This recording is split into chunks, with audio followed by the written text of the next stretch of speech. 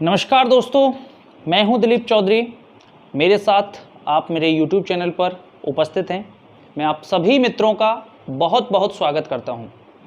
दोस्तों, पिछले क्रम में हम कुछ वीडियोज़ लाए थे जिनमें मोस्टली मैं हिस्ट्री पर अभी चल रहा हूं। हिस्ट्री का सेशन हमारा चल रहा है, लेकिन बीच में मुझे एक वीडियो ऐसी लाने की आवश्यकता पड़ी जिससे कि विद्यार्थियों का जागा हुआ जोश पुनः लौट सके।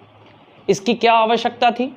तो आवश्यकता, कई बच्चों ने मुझे कमेंट किए कि सर हमें कई परीक्षाओं का सिलेबस नहीं पता, और कई बच्चों ने कमेंट किए कि सर हमें वीडियोज नहीं मिल पा रही, किसी को राजस्थान की वीडियोज नहीं मिल पा रही, किसी को पॉलिटी की वीडियोज नहीं मिल पा रही, और किसी को इतिहास की भी नहीं मिल पा रही, हिस्ट्री की भी नहीं मिल पा रही।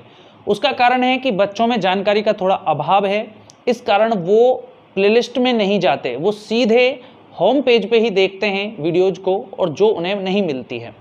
तो सबसे पहले मैं एक चीज़ आपको बताने जा रहा हूँ कि जो भी बच्चे हमारे चैनल को देख रहे हैं, वो बच्चे अगर उन्हें पॉलिटी पढ़नी है, राजस्थान जीके पढ़नी है, या भारत का इतिहास पढ़ना है, जो भी सब्जेक्ट पढ़ना है, वो प्लेलिस्ट सेक्शन में जाएं, और प्लेलिस्ट सेक्शन में वहाँ पे क्रम से वीडियो पड़ी हुई हैं जो चैप्टर वाइज हैं और साथ ही सब्जेक्ट वाइज भी हैं।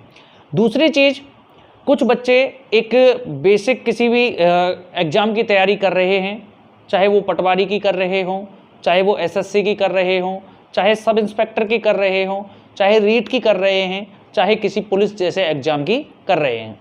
कोई भी एग्ज़ाम की आप जिसकी तैयारी कर रहे हैं, उसके हिसाब से मैंने यहाँ पर प्लेलिस्ट क्रिएट की हुई हैं, और उनमें कई सब्जेक्टों की वीडियोज आपके लिए अवेलेबल हैं। तो आप सभी से मैं ये बताना चाह रहा हूँ कि आप जो वीडियोज इधर उधर ढूंढते हैं ना, वो कहीं नहीं मिलेंगे आपको। आप केवल प्लेलिस्ट में जाइए और प्लेलिस्ट में जा कर के वो वीडियोज आप देख लीजिए, ठीक है? तो वो आपको सब्जेक्ट वाइज मिल जाएंगे। चलिए, इसी के साथ मैं आगे बढ़ता हूँ कि एक बच्चों की एक बड़ी समस्या है। समस्या ये है, कई बच्चों के कमेंट आए हैं कि सर कैसे याद करें, जनरल नॉलेज को याद कैसे करें। अब आपको मैं एक छोटी सी कहानी बताता हूँ कि 2015 की मैं बात कर रहा हूँ। 2015 एक लड़का जो बीएससी फाइनल करके निकला, ठीक है, उसने बीएससी किया और फाइनल करके वो 2015 में निकला, और उसके बाद 2016 में वह अपनी प्रिपरेशन स्टार्ट करता है, ठीक है। 2016 में प्रिपरेशन स्टार्ट करता है और 2017 में वो टीचिंग करना स्टार्ट कर देता है, ठीक है। और 2021 तक आते आते वह बहुत सारे एग्जाम को क्वालिफाई कर लेता है, ठीक है। तो ये सब कैसे होगा? ये सब कि एक बच्चा जो बीएससी फाइनल करके आया, 16 में प्रिपरेशन की, 17 में टीचिंग करने लगे, और 2021 तक उन्होंने कई एग्जाम को क्वालिफाई किया। तो ये सब संभव है, कोई असंभव चीज़ नहीं है। आप 2020 में कोई एग्जाम निकाल के आ रहे हैं, कोई एग्जाम बीएससी, बीए, कोई भी कोर्स आप करके आ रहे हैं, और उसके बाद आपको क्या करना है? आपको पहुंचना है एग्जाम क्वालिफाई करने, और आपको सेलेक्ट होना है, ठीक है। आपको क्या होना है? सेलेक्ट होना है। तो आपके बीच में ये जो टीचिंग वाला लफड़ा है ना, इसको खत्म कर देना है। आपको एक टीचर नहीं बनना, आपको केवल और केवल प्रिपरेशन करनी है। ज़्यादातर बच्चे क्या करते हैं, वो क्या सोचते हैं कि मैं ऐसी प्रिपरेशन करूं, ऐसी प्रिपरेशन करूं कि मुझसे कोई कुछ भी पूछे, यानी कि कोई भी प्रश्न करे, मेरे पास हर प्रश्न का जवाब हो। और इस चीज को, ज्यादा प्रश्नों को हल जानने के लिए वह बालक क्या करता है? वह बालक इधर उधर की बहुत सारी पुस्तकों को पढ़ता है, ठीक है। इधर उधर से ज्ञान अर्जित करने की चेष्टा करता है। देखिए, ज्ञान अर्जित करना और ज्ञान अर्जित करने की चेष्टा रखना कोई बुरी बात नहीं है, लेकिन एग्जाम में क्वालिफाई करने और एग्जाम में सेलेक्ट होने के लिए आपको इधर उधर की पुस्तकों को पढ़ने के बजाय एक ही पुस्तक को कई बार पढ़ना ज़्यादा उचित रहेगा। ज़्यादातर बच्चे क्या करते हैं, किसी टीचर से नोट्स पढ़ेंगे, किसी टीचर के किसी बच्चे से कोई और नोट्स मिल गए तो उनको भी उठा लिया, और फिर पढ़ते कोई भी पूरा नहीं है, कभी इधर से पढ़ा कभी उधर से पढ़ा, और वह कभी भी अपने सब्जेक्ट की बेहतर नॉलेज नहीं कर पाते हैं। उसके बीच में क्या एक कमी रहती है, तो वो कमियां मैं आपको बता रहा हूं कि व्यक्ति क्या करता है, सबसे पहले अपने धैर्य को कंट्रोल नहीं कर पाता, यानी वो धीरज नहीं रख सकता, उसका धैर्य जो है वो जल्दी ही डगमगा जाता है। तो आपका धैर्य अगर डगमगाएगा तो आप आगे की तैयारी नहीं कर पाएंगे, ये समझ लें, ठीक है। तो जो भी परीक्षा की आप तैयारी कर रहे हैं उसके लिए आपके जीवन में धैर्य का होना बेहद आवश्यक है, तो धैर्य रखें।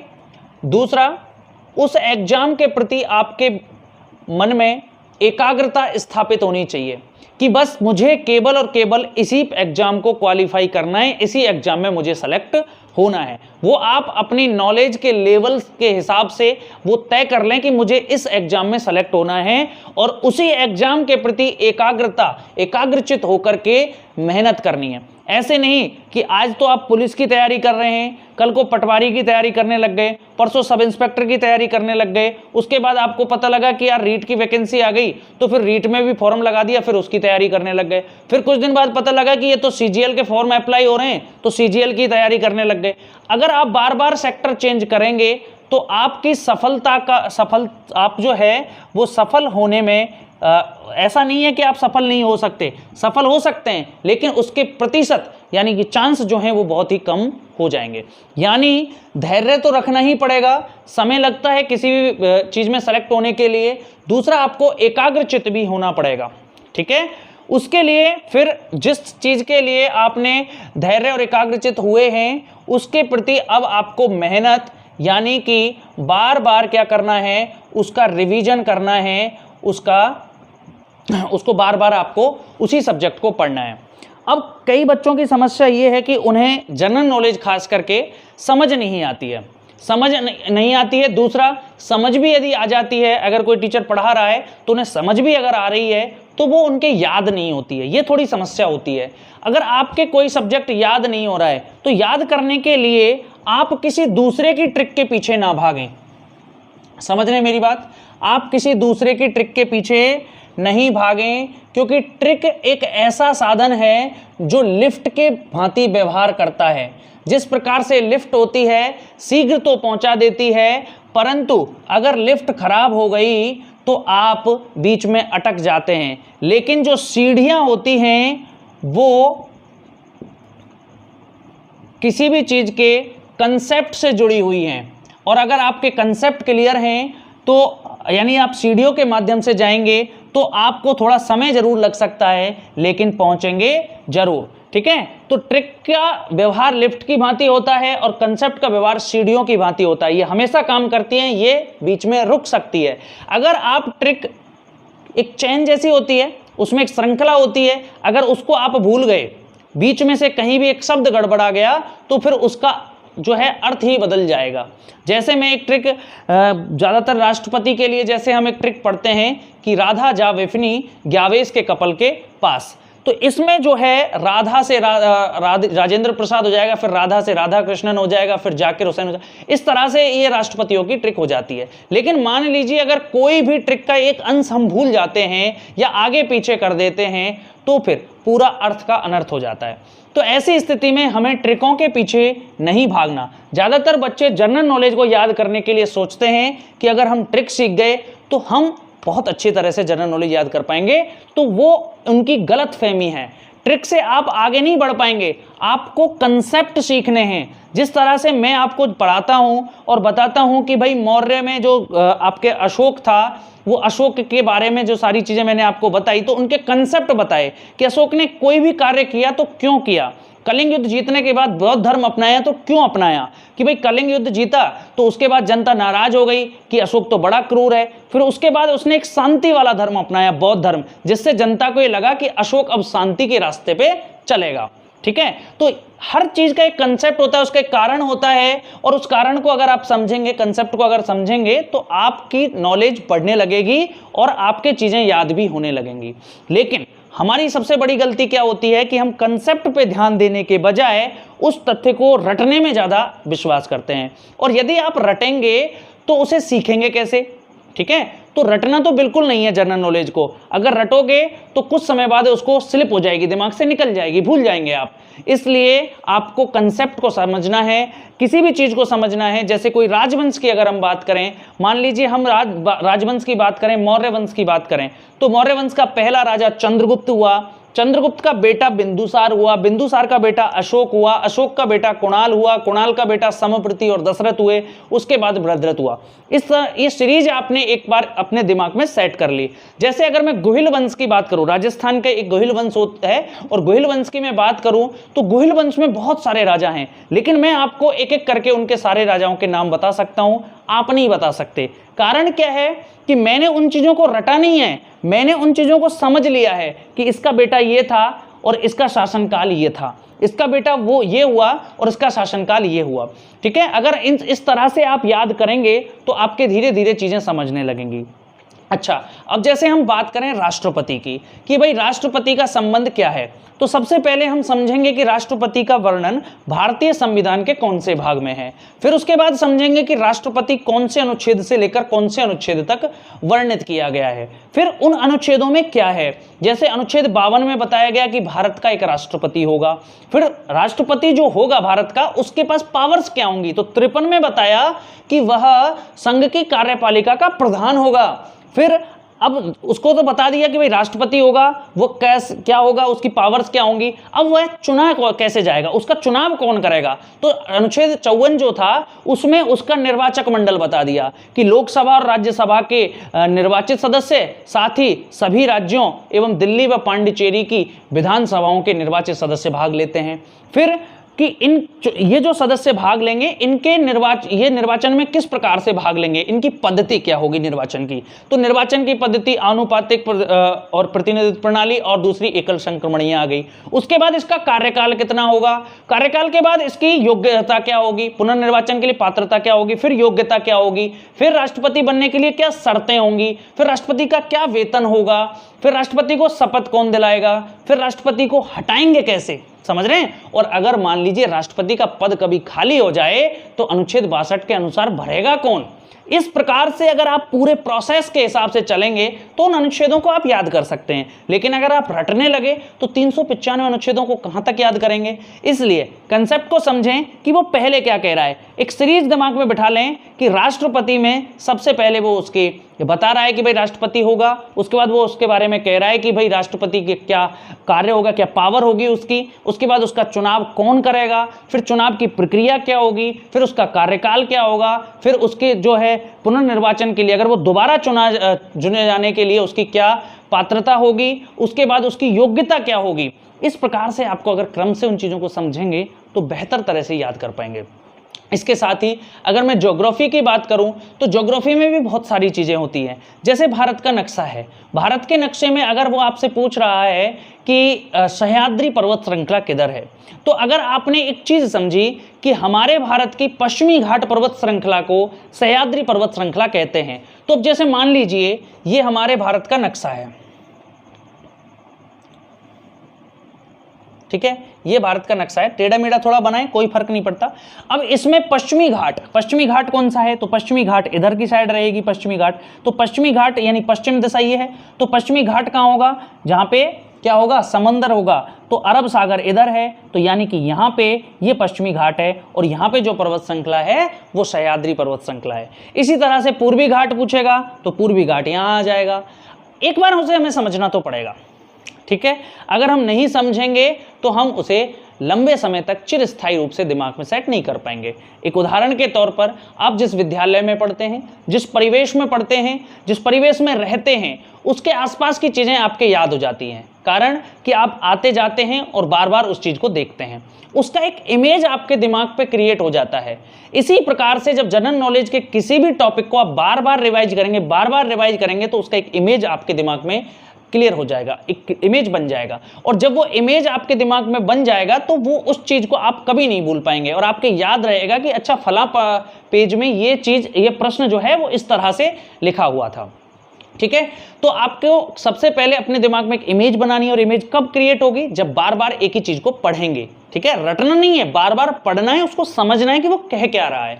कि जैसे मान लो वो आपसे पूछ रहा है कि भाई महाभियोग की पद्धति क्या है, कि महाभियोग कैसे लगता है, कि महाभियोग की प्रक्रिया क्या है। अब महाभियोग जो है वो कई लोगों के लिए उल्लेख में आया है।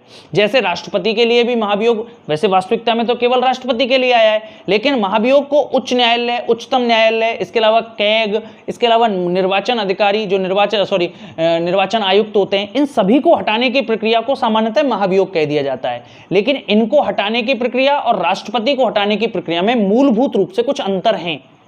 उनको महाभियोग नहीं कहते, वो महाभियोग जैसी प्रक्रिया हो जाती है, और महाभियोग जो है वो केवल और केवल राष्ट्रपति पर लगता है। तो उनमें क्या अंतर है, क्या मूलभूत अंतर हैं, उनको हमें समझना पड़ेगा। जैसे एक प्रश्न आ जाता है कि रिट जो होता है, यानी कि लेख जारी करते हैं सुप्रीम कोर्ट और हाई कोर्ट, तो वो पूछ लिया जाता है कि कौन कौन से कोर्ट जो हैं वो रिट जारी कर सकते हैं, लेख जारी कर सकते हैं। तो ऐसी स्थिति में हमें अपने कंसेप्ट को समझना पड़ेगा, उसके बाद हम उन चीज़ों को समझ पाएंगे। अब हम बात करते हैं कुछ परीक्षाओं के सिलेबस की। जैसे राजस्थान में इस टाइम पे एक बहुप्रतीक्षित भर्ती आई है जिसका नाम है sub inspector, Rajasthan police sub inspector, ठीक है। और इसमें इस बार ठीक ठाक पद आए हैं और इसके फॉर्म भी अप्लाई हो चुके हैं। वैसे EWS वालों के लिए अभी दोबारा से इसके फॉर्म दोबारा खुलेंगे, तो वो दोबारा भी भर सकते हैं।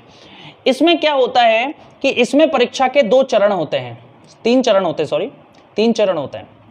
पहला चरण होता है लिखित परीक्षा, रिटन एग्जाम होगा इसमें। दूसरा इसका होता है शारीरिक दक्षता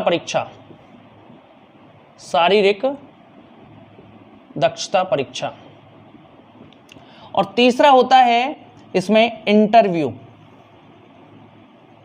ठीक है। तीसरा क्या होता है, इंटरव्यू होता है। तो इसमें जो लिखित परीक्षा होती है वो पूरे 400 अंक की होती है। शारीरिक दक्षता परीक्षा जो होती है वो 100 अंक की होती है, और इंटरव्यू जो होता है वो 50 अंक का होता है। और जो फाइनल मेरिट बनती है वो 450 अंक में से बनती है।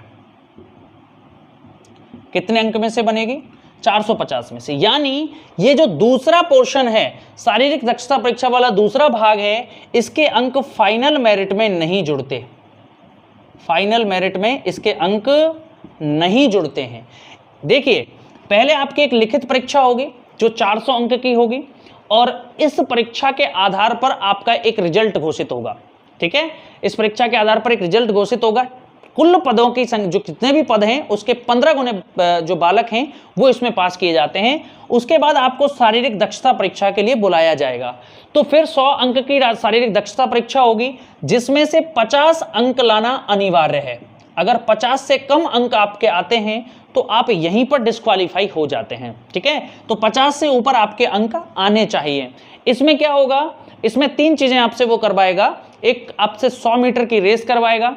दूसरा, आपसे जो चिनअप होती हैं, यूँ इस प्रकार से लटक के की जाती है चिनअप, वो चिनअप करवाएगा साथ।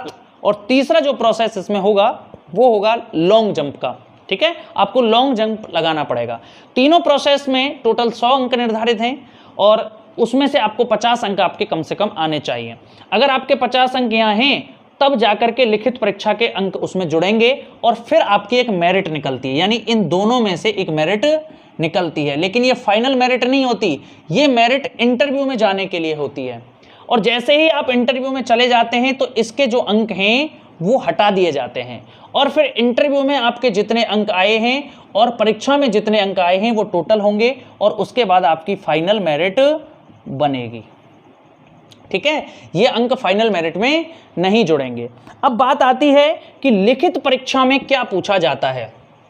तो ये थोड़ा सा संशय बच्चों के दिमाग में है। और फिर दूसरा कि लिखित परीक्षा में जो पूछा जाता है उसके लिए हमें पढ़ना क्या है, तो थोड़ा समझ लें। लिखित परीक्षा जो होगी, उस लिखित परीक्षा में 2 पेपर आपके होने वाले हैं। ए, जो हिंदी का पेपर होगा, दूसरा बी, जो सामान्य अध्ययन का पेपर होगा, यानी GS, ठीक है। हिंदी का जो पेपर होगा उसमें कुल 100 प्रश्न होंगे जो 200 अंक के होंगे। इसमें भी 100 प्रश्न होंगे जो 200 अंक के होंगे। अब हिंदी के लिए क्या पढ़ें? तो हिंदी के लिए आप एक तो माध्यमिक शिक्षा बोर्ड द्वारा एक पुस्तक निकाली गई है जो 9 से 12 अंक की व्याकरण की पुस्तक है, एक तो आप उसे मंगवा लें। दूसरा, एक पुस्तक मैंने भी निकाली है हिंदी की, ठीक है,